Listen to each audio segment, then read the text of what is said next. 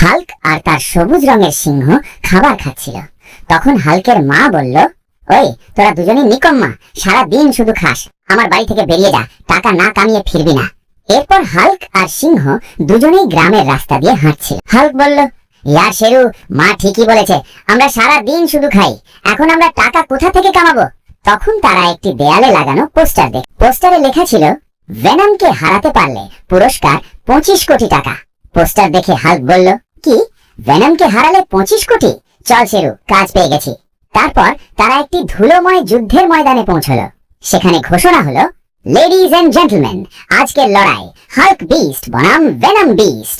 চারদিকে বসে থাকা দর্শকদের চিৎকারে মাঠ কেঁপে উঠল।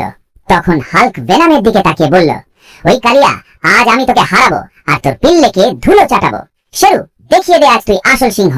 এরপর সিংহ আর ভেনম বিস্টের মধ্যে ভয়ঙ্কর লড়াই শুরু হলো। কিন্তু ভেনম বিস্ট শেরুকে নিচে ফেলে দিল। তখন হাল্ক হাত জোর করে বলল, বন্ধুরা, এখন আপনাদের দরকার, লাইক আর সাবস্ক্রাইব করে আমার শেরুকে সাহস দাও। আরে শেরু, মার মার।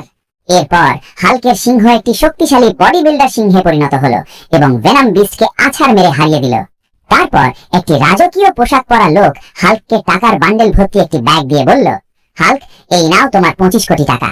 এরপর হাল্ক আর সিংহ গাড়িতে চড়ে নিজেদের গ্রামে ফিরে এলো। হাল্ক গাড়ি থেকে নেমে ব্যাগটি তার মায়ের হাতে দিয়ে বলল, দেখ মা, এই হলো 25 কোটি টাকা, এখন আমাদের নিকম্মা বলবে না। তখন হাল্কের মা বলল, বাবা, আমাকে মাফ করে দে,